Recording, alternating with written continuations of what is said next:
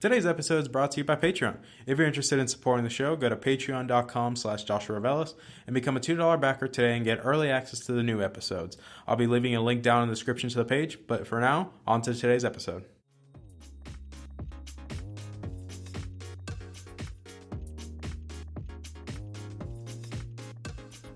You're listening to the Augmented Experience podcast. My name is Joshua Revelis. I'm a student, musician, and a gamer at heart. Join me as I sit down with fellow enthusiasts to talk about what's going on in the technology, business, and gaming world. I hope you guys enjoy.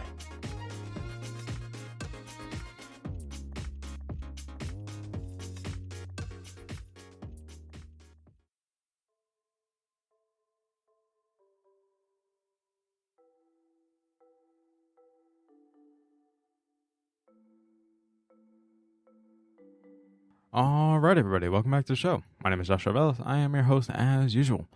And obviously today is Wednesday, so yeah, we have a special episode lined up for you guys today. We're going to be talking about the MacBook Pros exploding, which I know what you guys are thinking. You're probably thinking like, wait, Josh, we're talking about laptops exploding. How is that a good thing? Well, let me explain. Let me give you a little bit of context. So recently, this past week, there was a report filed by Apple that they started sending out recalls for specific MacBook Pros, specifically the 2015 model. One of them, I think it was one of them specifically. I believe it was the 15-inch one. I think that, yeah, that's the one that they're referring to. And it's the same process. It's the same thing that, usually it's the same thing that happens with cars. Like same kind of thing that happens with cars. Like say if it has a bad airbag, for specific models, they always call them. They call them in and do a replacement and everything. Obviously for free of charge. So it's kind of the same deal. However, nobody knew this was a problem though. Like, I think that's what makes this weird is that this wasn't an issue. Like nobody was reporting that their 2015 MacBook Pros were blowing up. And I think for some people, I think it caught them off guard because they're like, well, this is the first time Apple's done that, if you think about it. And we're going to be providing some comparisons with other situations with Apple products that Apple didn't do the same thing, essentially. So, obviously, the main one I'm going to be referring to is going to be, well, the first one clearly is the MacBook Pro keyboards, which, obviously, yes, I think anybody who's anybody at this point already knows those keyboards suck. On a fundamental level, they suck. Like, we're not going to stand here and tell you guys, like, yeah, they're great. They totally won't break on you in less than a year. Probably like less than a year. Like, no, those things will break for sure. The whole butterfly keyboard thing was a stupid idea. Like, I get it. Apple wanted to make the MacBook Pro skinnier. They wanted to reduce the whole, we don't need a big, bulky machine. You can have a sleek, powerful, elegant machine that totally still falls in line with the laws of physics, which the laws of physics will kick in whether you like it or not. I think that's something that's pretty interesting because look at the comparison. Like, let's actually take a step back real quick. Comparing the whole battery exploding thing with the 2015 MacBook Pro and the last 4 generations actually of the MacBook Pro keyboards. Apple did not acknowledge the MacBook keyboards until like this year. They did not actually file a public statement regarding it at all. They always kept saying, oh, this is all user error. These keyboards are perfectly fine. Like, nothing is wrong with these things. It's just people are beating them up. And a few class action lawsuits later, yeah, like I think we kind of figured out, yeah, there's a huge problem, especially when the refresh of the MacBook Pro, with the i9 and things like that, the 8-core processor inside those things, because of the refresh, Apple actually placed the refresh, the 2019 refresh, on the Apple keyboard repair service they have. They actually put it on there. And it hadn't even come out yet. And they put it on there. So, yeah, about that. That's not a good look. Like, Apple's not even confident about this thing. And obviously another thing would be the iPhone 6s, or 6 really, with whole Bendgate situation. I think a lot of people remember that situation when the iPhone 6 came out and people were posting like the infamous video from Unbox Therapy where Lou actually bent the phone in half without much issue. And obviously, yes, you should not be able to bend a phone that way. Obviously, this was a huge scandal going on, like a whole, like, I don't even know how many class action lawsuits were filed against Apple because of this, with supporting evidence saying, like, well, not even support. I think the supporting evidence was already damning enough, especially because there was internal documents from Apple showing the design was faulty and that it was not supposed to be sold. And obviously they were like, well, you're not supposed to put a phone in your back pocket. Obviously it's going to bend. Like, every phone's going to do that. No, you don't. Like that's kind of the trend that happens with Apple. I think in those situations that Apple always finds a way to blame you rather than take accountability. And this happened again with the new iPad Pros. That's why I said I'm kind of worried about it. That, yeah, they can bend. And I think that's something we need to be mindful of. That, yeah, these things can bend. And, yeah, not a good thing that they can bend. Especially because I forgot the YouTuber I like to watch, that he posted a video.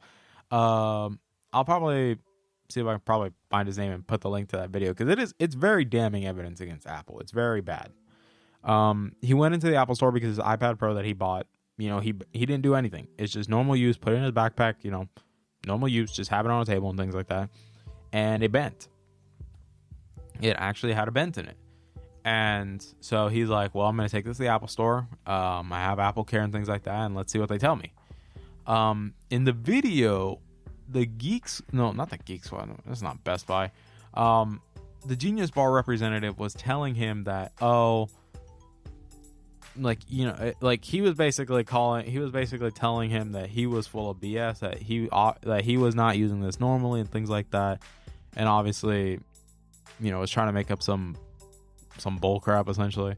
Was trying to say, oh, well, yeah, if it was really bending, it would have bent the case first. And I'm like, no, that's not how that works. You realistically, if you have a product that's known for bending, you're better off putting it in a hard case that wasn't gonna bend, because it's not like you're torquing the sucker. Like, even Jerry Rig Everything posted a video of him barely putting any size of human pressure on that sucker, and it bent clean in half. Like, obviously, yes, that's a little bit worrying because I have a new iPad Pro, but yeah, we're not going to focus on that. But you get my point. Is Apple was trying to take the blame off the customers, and they were charging you a large sum of money to repair it. Especially to repair it, I think they were charging $450. And obviously, if you have Apple Care Plus, then you only spend $50, and you get a replacement model, essentially. And so it's a really bad situation, clearly. But then we fast forward to the whole 2015 MacBook battery thing. Nobody even knew this was a problem. Nobody was, like, all those other situations, we knew there was a problem, and Apple kept denying it. This one, Apple didn't even bother giving us a chance to see if anything was happening. They just flat out said, well, hey guys, we need you to bring back these laptops. Their battery is malfunctioning and it has a high chance of exploding. Please bring it back so we can get you a new one in there for free. Obviously, this is a very, very interesting scenario that Apple decided to take. Because like I said, this isn't normally what Apple does. Like, I kind of go into the assumption that they just don't want the bad press anymore right now. That I don't think they want to deal with another class action lawsuit, because every time that's happened, Apple has lost every single class action lawsuit about those things. Because, like I said, Bendgate, they for sure lost it. The keyboard, they lost it. like, the iPad, they're probably still working on it, and people know it's an issue, and Apple still won't admit it. So there's probably a lawsuit coming for that soon, anyways. And then the whole thing with Apple and repair shops and things like that, like that, it's all a lot of bad press, essentially. And I applaud Apple. I think this time it's an easy way to applaud them for it. I think it's a good change of pace. I think this was a really good call, especially because if you're trying to say that you're a company for the people, like Apple says that we value security, we value all these things about you, we value your privacy, things like that, then I think this might be a good step in the right direction, at least. Obviously, I don't know how they'll handle everything else from this point on. Like, if there are other known issues and they just decide to do it right away and don't even bother. Like, personally, I think this is a good thing that companies should do. Is, if you know your product has a faulty design, I think it's best that you guys actually post about it and talk about it. That, Apple didn't even give anybody the chance. Like, nobody was even making headlines about this. Like, people started talking about it once they actually put out the statement. That's when we all figured out what was going on. We're like, nobody knew. And then obviously some people were posting videos of like saying their MacBook caught on fire and exploding. I'm like, okay, first off, it's the same thing like happened with the people made the joke. It's like the Note 7. Obviously it was a battery issue and it did blow up in people's hands. And people were trying to do the same thing with the Note 9 and things like that. Obviously that was BS. They basically caused it because they just pierced the battery in the back with a knife or something. Like they pierced the phone and then touched the battery and then but you get my point. I think Apple is a good step in the right direction for them. There's not really much else I can talk about it because, like I said, it is a change of pace with how they handle things in the company. I wasn't expecting this personally. I was like, okay. Like, I thought they were just going to find a way to bash the consumer and do something like that, but they did. So, kudos to Apple. Good job for you guys. Hopefully, I hope this leads to a good change of pace for future issues regarding this, like, stuff. That Apple was very transparent about it. That they just like, hey, we know this design has an issue. Like, they're slowly working on it, especially with the whole starting off with the 2019 MacBook Pro and putting it on the list right away. And then obviously with the MacBook Pro. So I think this is a step in the right direction. Obviously, yes, I'm still going to tell you guys, if you're going to use, say, a computer for Mac, like if you need a laptop that can do heavy video editing, things like that, personally, I would not recommend MacBooks at all until they fix the keyboard thing. Until they fix the keyboard, really. Don't touch it. I get it. If you like macOS and everything, I get it. I personally would just go with the Windows machine because Windows does have some good machines. Like, obviously, really good machines would be like the Lenovo ThinkPad X1 Extreme.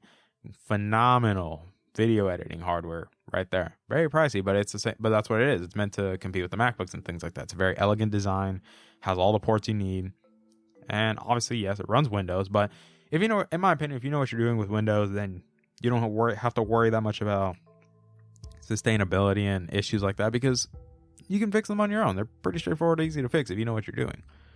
But that's all I got for you guys. I hope you guys enjoyed today's episode. Thank you guys so much for coming back and listening, especially after yesterday's very serious episode. I still stand by that. If you guys, I'm just gonna say this now. If you guys are going through something like that, if you're going with suicidal thoughts and your mental health is just not in a good place, I hope you guys contact somebody, please. I just don't like seeing situations like this and seeing families heartbroken and destroyed because of this stuff. So I hope you guys have a wonderful day. I'll see you guys on Friday because, oh boy, we're going to have some fun on Friday. But thank you for your time. Love you guys to death. Please be safe. And I'll see you guys soon. Bye, guys.